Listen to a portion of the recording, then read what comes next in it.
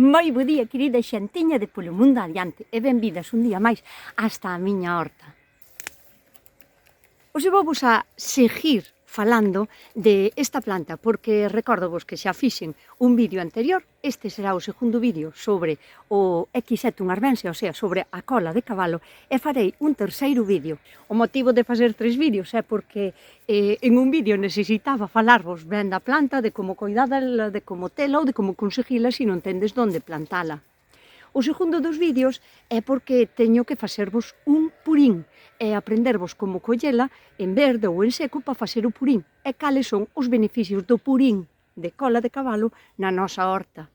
E o terceiro dos vídeos vai a ser para facervos unha decocción de cola de cabalo que nin son sustituibles unha pola outra, nin se pode, por exemplo, suprimir unha se faz a outra. Son totalmente complementarias e necesito falarvos en vídeos diferentes porque teño moito que contarvos e sería un vídeo larguísimo se vos fixera solo un. Na descripción de cada un destes 3 vídeos, que vai ser como se fora unha trilogía, Dios mío, xa me vou a parecer a un cineasta, vou facer unha trilogía de películas de Equisetum arvense. Pois en cada un dos vídeos vou a poñer o enlace dos outros dous. Dádeme tempo, este é o segundo, ainda me falta o terceiro. E hoxe vamos a empezar a facer o purín, o sea, vamos a facer un fermento de cola de cabalo. Así que collede libreta e bolígrafo para ir tomando notas e vamos a empezar.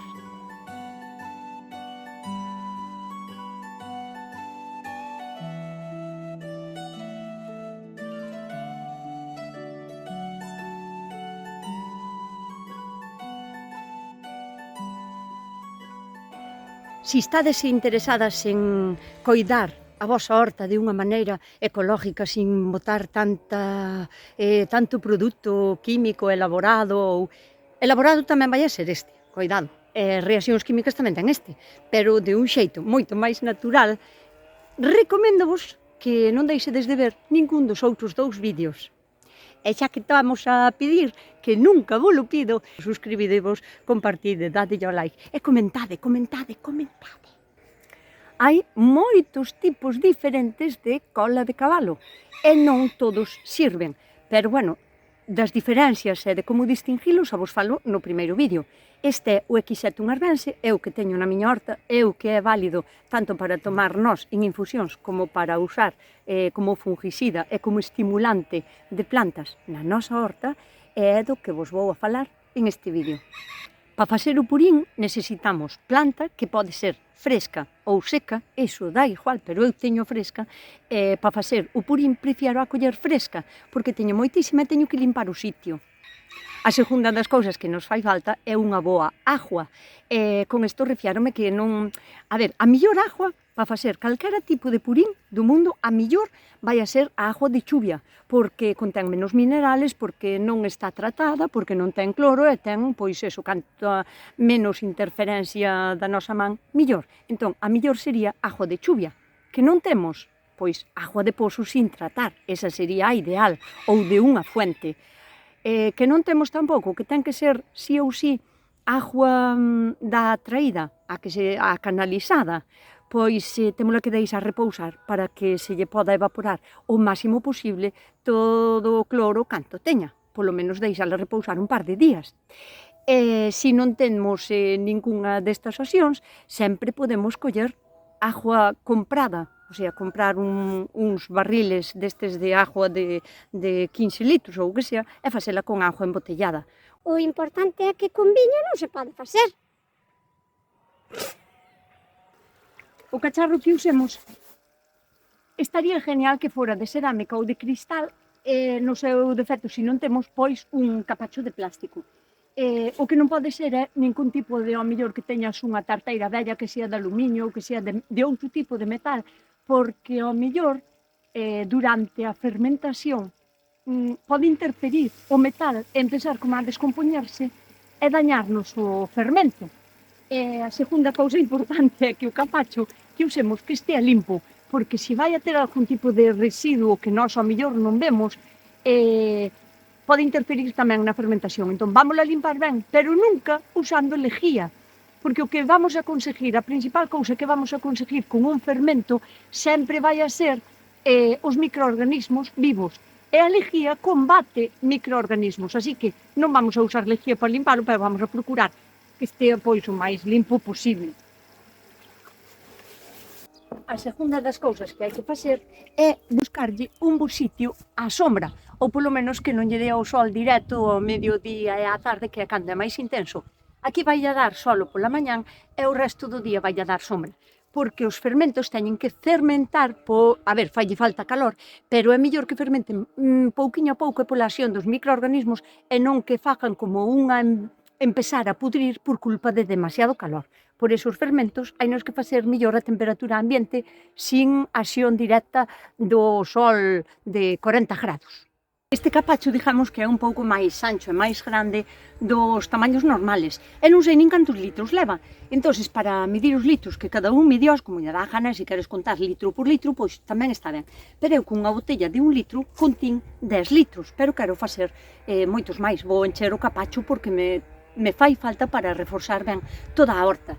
Entón, o que fago é medir o que me ocupan 10 litros, que é isto.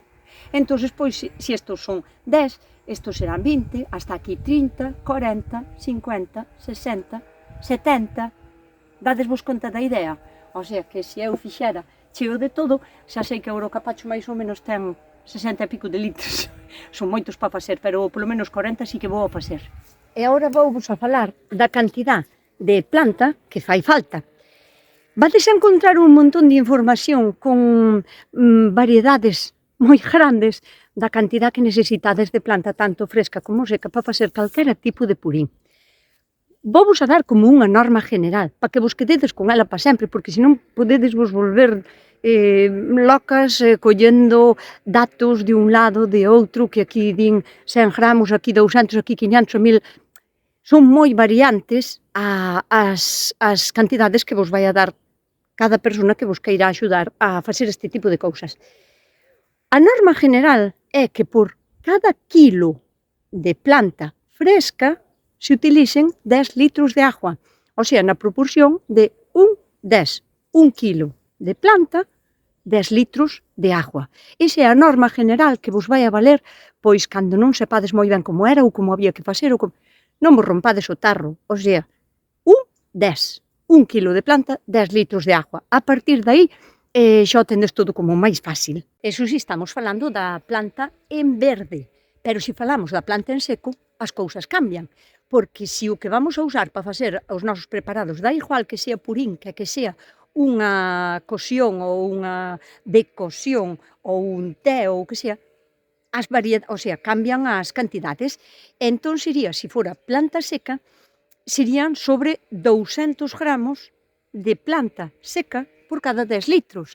Por que cambia tanto esta cantidad? Pois é moi fácil de entender, porque a planta en verde, a parte dos componentes que ten, na súa maioría é agua, e cando unha planta se seca, se deshidrata, perde máis ou menos, dependendo da planta e do método que utilices para secala, vai a perder sobre un 80% de agua que se vai a evaporar, que se vai a diluir, que se vai a ir, e a planta queda deshidratada, o sea, sin hidratación, o sea, sin agua.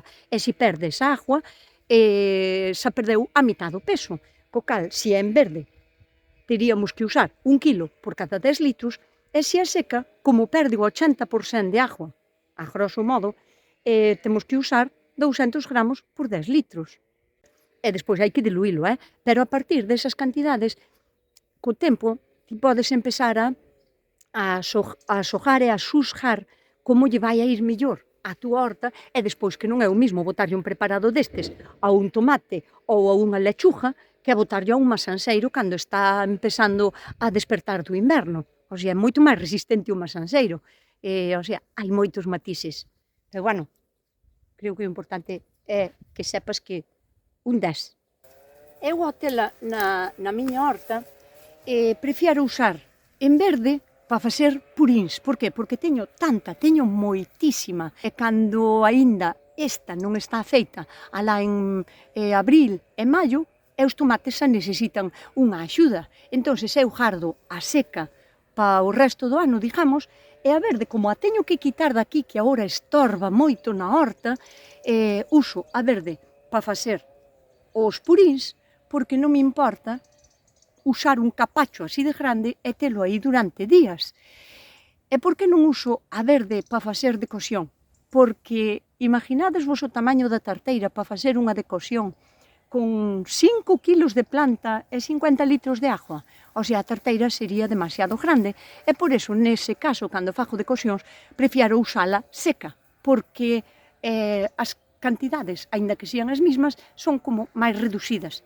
E non teño que usar a tarteira de coser o marisco.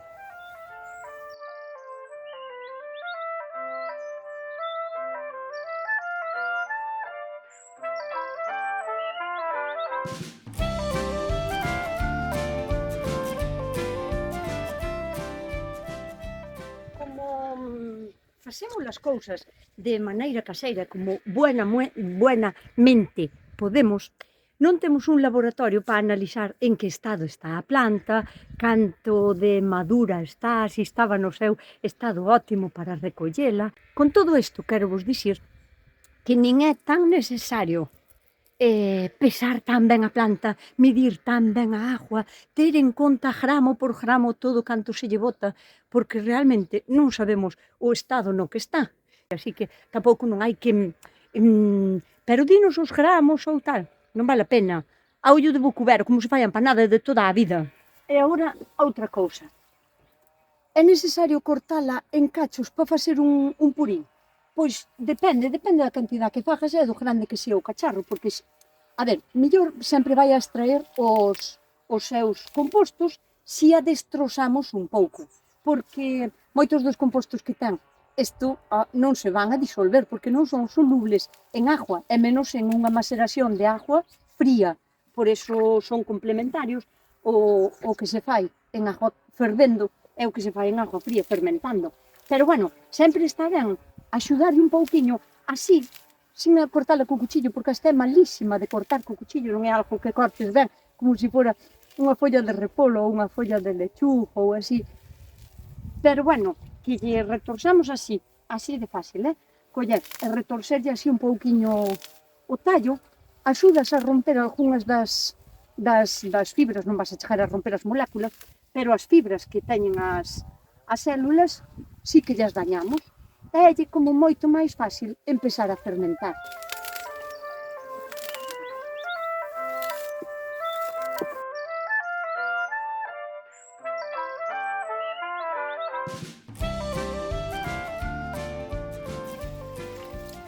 Canto tempo hai que deixalo agora fermentar? Vai a depender tamén de moitísimas cousas. Témonos que basar máis na observación, porque vai a depender da cantidad de agua, da cantidad de planta, de se estaba seca ou se estaba verde, de como sea a temperatura ambiental, porque, por exemplo, un fermento fermenta mellor cando fai caloriño.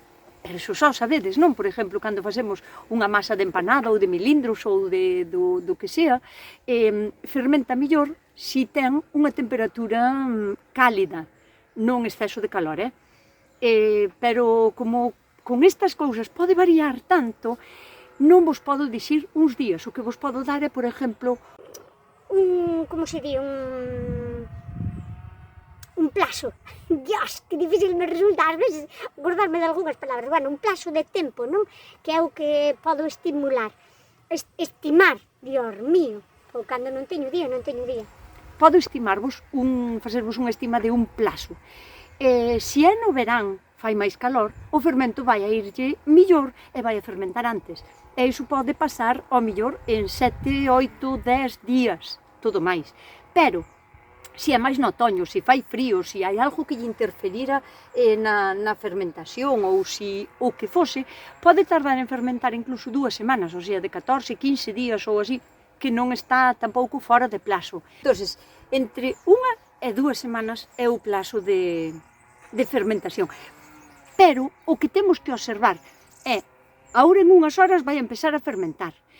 Vou volo ir enseñando todo o proceso. vai empezar a fermentar, e vámoslo a saber, porque ao tocarlle e ao fundir para baixo as ervas, o sea, o equisetum, o hilo enterrando para baixo, van a xurdir unhas burbujiñas blancas, non son transparentes, son como unhas burbujas blancas de fermentación.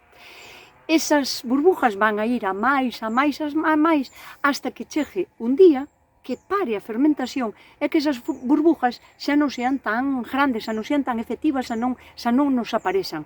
En ese momento é cando temos que colar, sacarlle todo e gardarse a utilizar o fermento.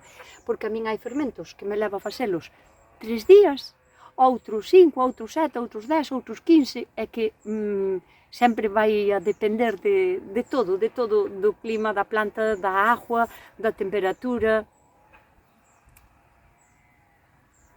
Bueno, eso, vamos co seguinte paso. A medida que a fermentación vai tendo lugar, aquí vai haber un intercambio de gases. As bacterias que se van a ir formando e as que estaban xa na planta e na agua van a conseguir, as levaduras e as bacterias, van a conseguir que a planta fermente e que se vaya descompoñendo, non? Vai haber un intercambio de gases e vai haber como un pouco de alcohol. E iso vai a atraer a un montón de bichos e de insectos porque lle vai a resender ben e van a querer vir aquí a comer. Non sería un problema, pero é que a maioría deles, cando veñen a curiosear porque son atraídos polo olor, van a quedar aí mortos. E non nos interesa, porque un bicho morto na agua pudre. Nós non queremos que esta agua pudra, queremos que haga un tipo de descomposición que se chama fermento, e se hai cousas que pudren, como son os corpos dos bichos curiosos, pois non vai a ser o mismo efecto que estamos buscando. Entonces, a ver, pode destapar co que sexa, un tipo de malla, o que ten que ser é unha malla que transpire, que sea transpirable, porque aquí vai haber gases, aquí hai gases e necesítanse uns aos outros, o sea, ten que haber intercambio de gases. O único que ten que evitar a tela é que os bichos caian sin querer a agua. Eu poñolle esta malla porque é unha malla térmica, de facer os sementeiros, por exemplo, no inverno, non? É totalmente transpirable e vai a evitar que lle entren os bichos. Poñolle así a malla, e agora con unha corda ou con unha goma eu vou coller esta corda e vou a facer un nudo corredizo e así deste xeito é moi fácil poñelo e quitalo. Sí. Poñollo arredor, así xa estaría. Só teríamos que deixar que a magia suceda, porque xa vai a ocurrir ela sola.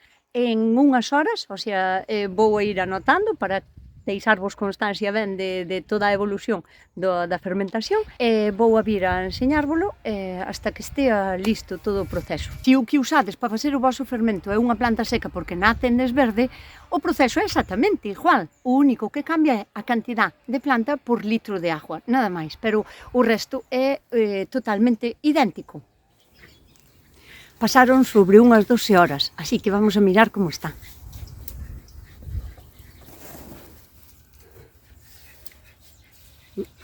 Como vedes, empezou a flotar isto para arriba, e se facemos así, e hai que irlle dando así para baixo, vemos que empeza a facer burbujiñas. Mirade, vedes esta espumiña blanca? Isto quere dicir que todo vai ok.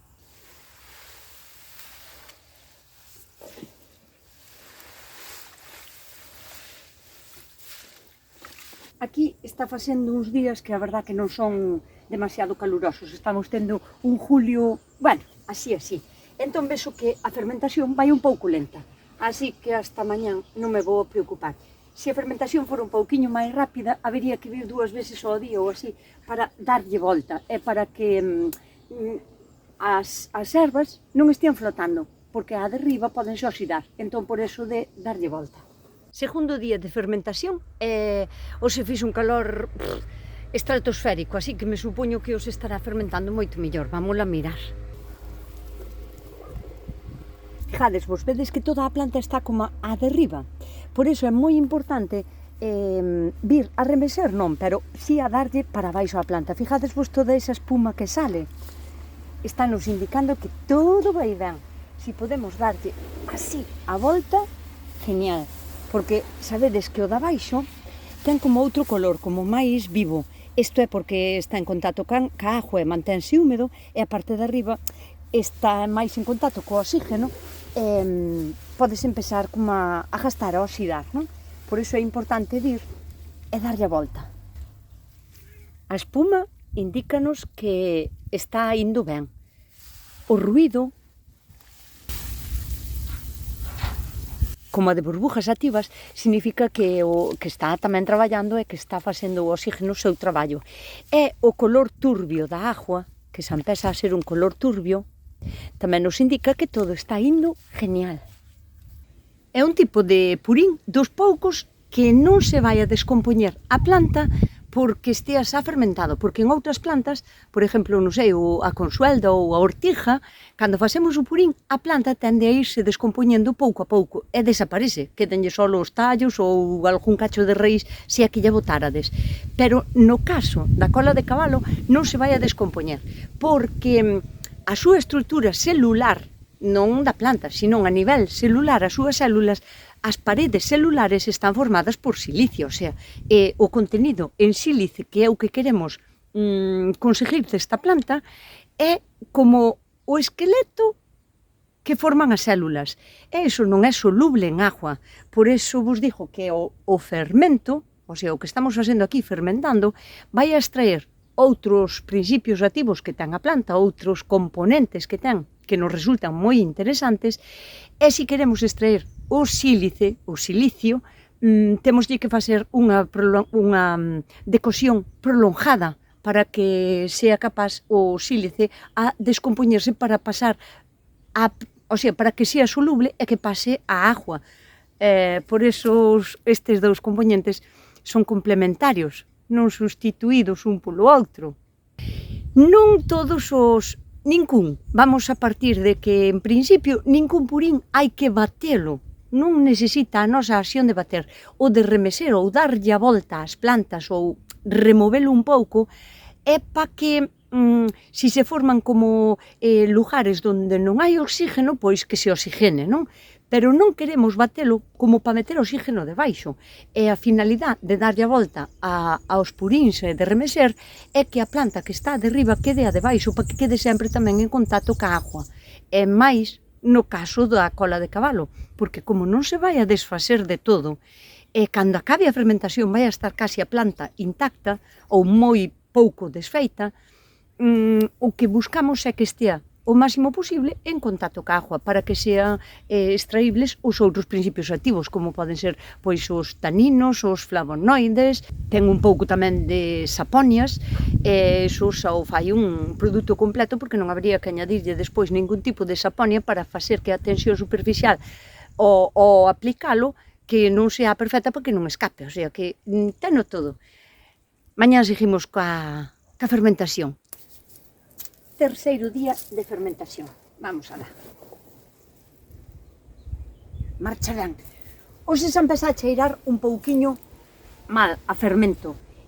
O motivo de darlle a volta cas mans é que co pau a cola de cabalo é dificilísimo de darlle hasta que empeza un pouquiño como a ablandar e a empezar a descompoñerse. A partir de mañá terei que remexer con pau porque xa cheiro a fermento, pero nos primeiros días hai que dar a volta, e cun pau non eres capaz, polo menos ca planta en fresco. Se fora ca planta seca, é moito máis fácil de darlle a volta co pau, pero fresca non. Cuarto día de fermentación, e isto vai viento en popa. De feito, dame a impresión de que xa empezou a parar a fermentación, o sea que fixo rapidísimo. Vinde a ver, vinde a ver, vinde a ver. Bueno, non, aínda non parou, non. Aínda está fermentando. Aínda bota 2 diñas máis. A verdade é que ferveu bastante rápido e fixose rapidísimo, o sea, este é o cuarto día. Mañán creo que xa o vou a colar. E xa o vamos a poder empezar a utilizar na nosa horta. Pois este sería o 7º día, porque onte estuvo a chover só debería de haber colado onte, pero estuvo a chover, estuvo un día terrible, feo, así que nada, corren o riesgo de deixalo estar un día máis, pero bueno, vai estar ben, tampouco non é que o deixara tanto tempo por riba de despois de parar a fermentación. A estas alturas podemos observar que a agua é totalmente turbia, que se remexemos xa non salen esas burbujiñas que salían, o cal é un indicador de que a fermentación xa parou e isto aquí agora xa non fai nada. Así que vámolo a colar. Como dicen moitísimas veces, os fermentos non teñen que cheirar a podre, pero sí que cheirar unha cousa como agria, como ácida, a un fermento, pero nunca cheirar a podre, porque entonces ao mellor corremos o riesgo de que teña algún tipo de patógeno que nós non somos capaces a ver nin a analizar na nosa forma caseira de facer as cousas, entonces sería mellor desbotalo, ou botalo a unha composteira tamén, pero nunca usalo nas plantas e menos de xeito foliar. Para quitar agora toda a materia, digamos, sólida que quedou aquí, deberíamos de poñer uns guantes de goma porque queda o olor, o cheiro quedase na piel, pero bueno, non truxen, entonces vou a quitalo así tal cual, subo así para un lado, vedes, eu fago así, e aquí neste lado, sin escorrelo moito, porque vos vou a enseñar como eu fago aínda unha reutilización desta materia que estou quitando.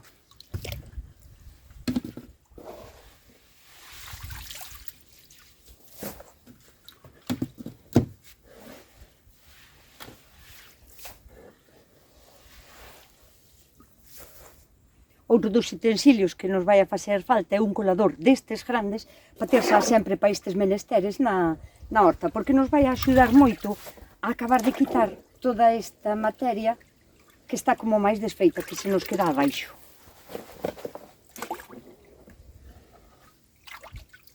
Como o fermento non é unha cousa que, se nos fai falta, a podemos ter como de inmediato, porque leva a facela días, dependendo de se estamos no verán ou no inverno, podelle levar entre unha semana ou dúas, ou un pouco máis se fai moito frío.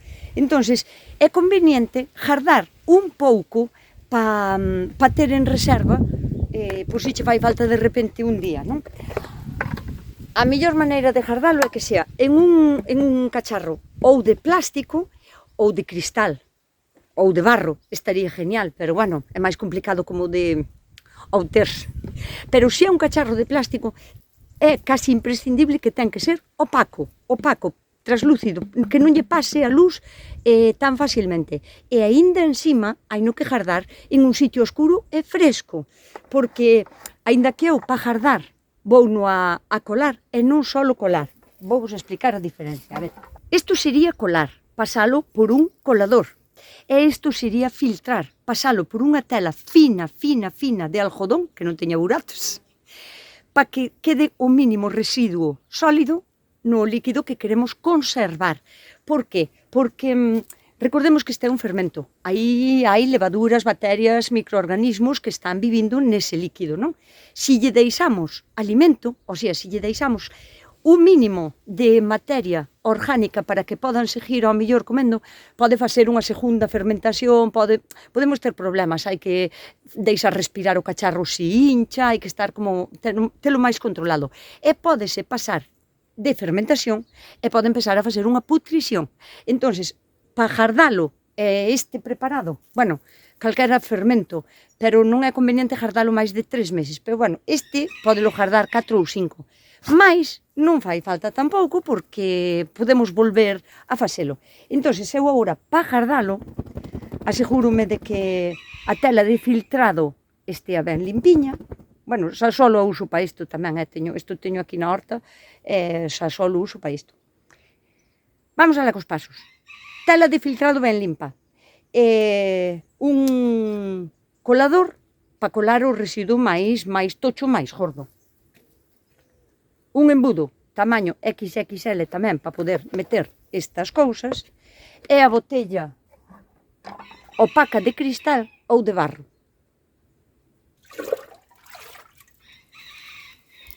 Quero que vexades o aspecto que ten isto, parece casi como un zumo de piña, deste color así tal, ten que ser translúcido, non ten que oler mal, non ten que ter burbujas aquí na entrada, o sea, este é un líquido puro, ben feito, nada de prefermentación.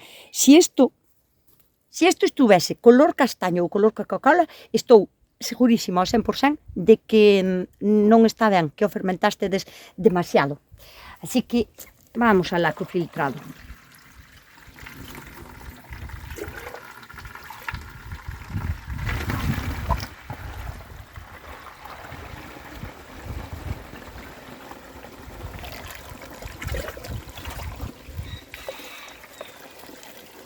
Se nun momento dado vos pasa isto, que se vos atasca e bota moi pouquiño, porque a tela acaba tupíndose de toda a materia que vos digo que temos que preservarnos de botar a botella.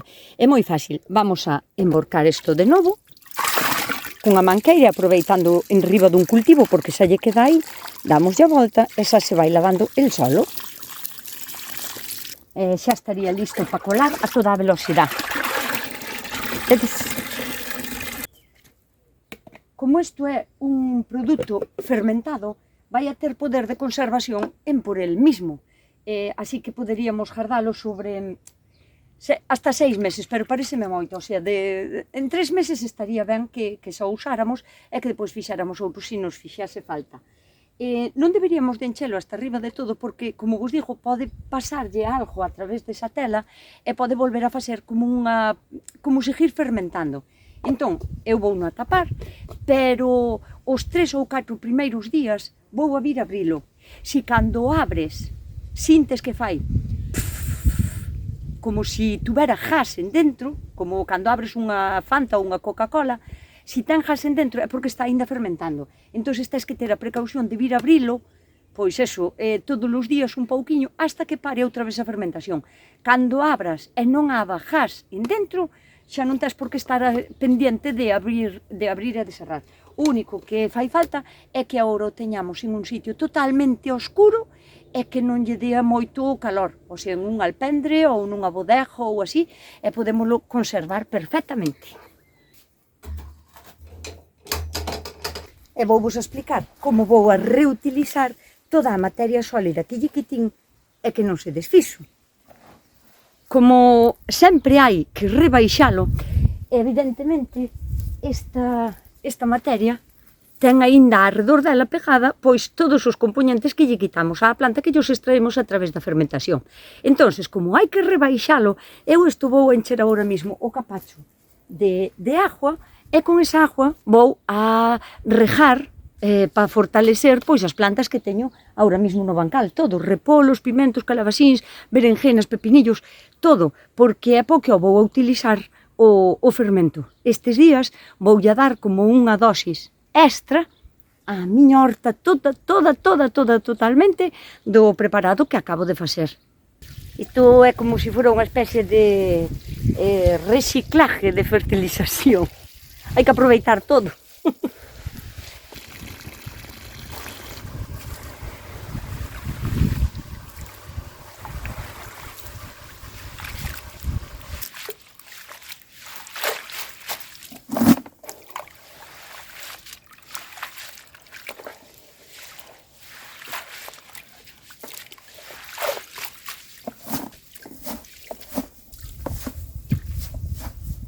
A finalidade do que acabo de facer de lavar un pouco aínda esta planta que acabamos de fermentar é como de aproveitar aínda todo canto tiña para poder botalo á horta. Home, non está tan concentrado, pero aínda vou rebaixar un pouquiño máis, porque con estas cousas hai que ter cuidado. Na casa fermentamos de unha maneira caseira, valga a redundancia, e claro, non sabemos nunca ben en que dosis temos as dosis. Entón, pois, por iso non importa tanto que non sepamos ben canta era a dosis que tiñamos que botarlle.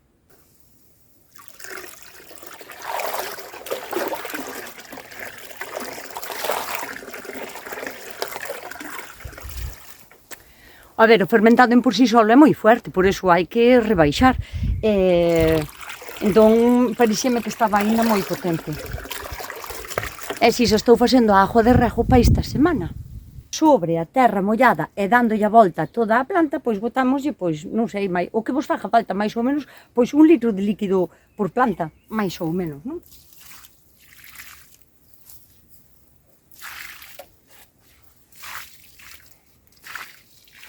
E de paso vou a apañar os calabacíns que xa están para quitar.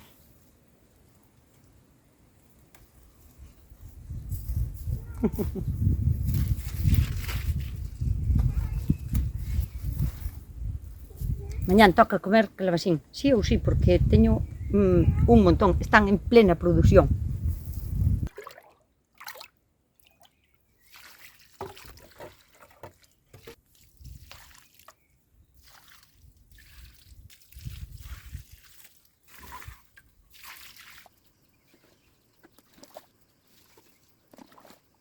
Hai dúas formas de poder utilizar o purín de cola de cabalo na nosa horta.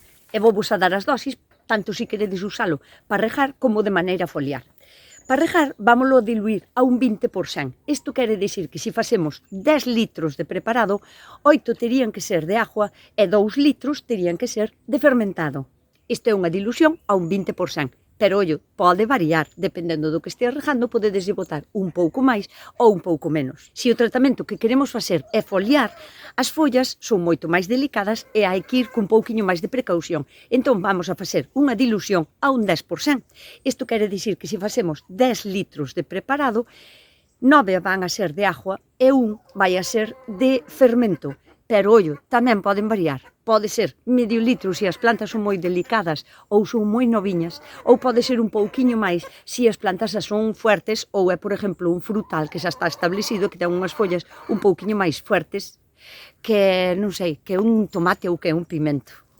Calquera purín se pode ir alternando, eu non vos recomendo nunca mezclar puríns porque cada un ten a súa acción e ao mellor hai puríns que son como máis ácidos, outros máis básicos, teñen distinto pH, se os mezclamos pode ser que se os mezclamos na mesma jarrafa para botar na mesma aplicación, pode ser que ao mellor un interfiera no outro e que non actúen como nós esperábamos. Entón, sempre que queirades botar preparados á vosa horta, deixade pasar un plazo de 3 ou 4 días. No caso da cola de cabalo, se queremos usar os dous preparados, tanto a decocción como o fermento, podemos incluso facer alternando cada semana un deles. O que pasa que se estamos en períodos de chuvia, de humedad, de riesgo de mildio, idio ou botritis ou calquera outro tipo de hongo na nosa horta, podemos aumentar a dosis, o sea, podemos botarlo como máis a menudo. Se xa está establecido o hongo, podemos botar a decocción cada 3 días, polo menos durante 3 ou 4 veces, e despois espacialo a 7 días. E se estamos en períodos como estamos agora, que un día chove, outro día canta o sol, outro día que tal, podemos usar o purín para botarlo tamén cada 4 ou 5 días. E se chove, tan pronto como escampe, xa o podemos volver a botar, aínda que o botáramos onte pola tarde. Toda esta materia, que é o resultado da fermentación, aínda sigue tendo un poder increíble na nosa horta e podémoslo usar de varias maneiras. O sea, podémosla coller e utilizala como de acolchado. A parte de que vai a seguir descompoñéndose e vai a ir deixando na terra sempre unha materia moi interesante para as nosas plantas.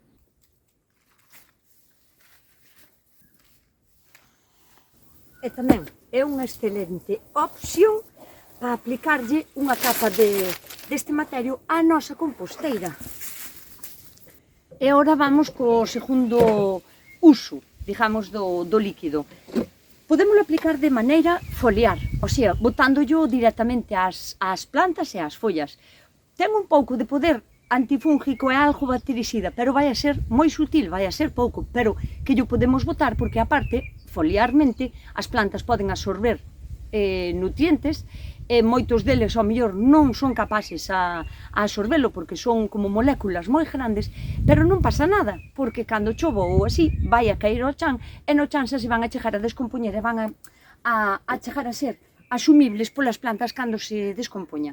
Entonces, para usalo foliarmente, vou lavar este chisme que me colleume. É moi importante que se o ides a aplicar con un dispensador destes, que estea moi ben filtrado, porque senón a boquilla vais a atascar en 0, ademais, así que vou a lavar ben a manca para poder colar. Veña agora, non marchedes.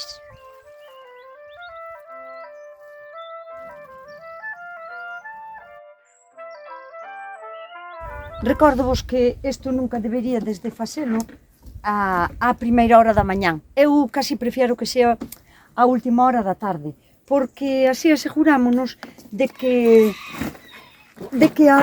as plantas non queden expostas á luz do sol co líquido que lle botemos.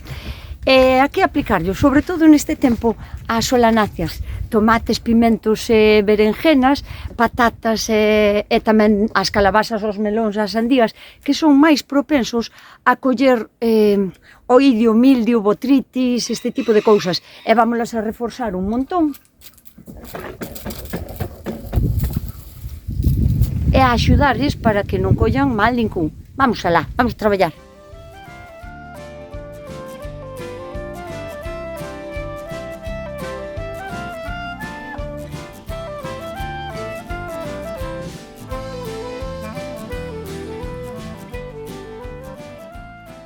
Si me quedou algo máis por vos contar, xa o saberei nos próximos días, porque cando un vídeo queda un pouco máis claro, non hai tantas preguntas, e cando me lío moito ou non supen explicarme, ou quedan aínda cousas pendientes, xa mo facedes saber vos ben, que é o que tendes que facer as preguntas todas pertinentes no vídeo, que eu hai vos de axudar no que poida.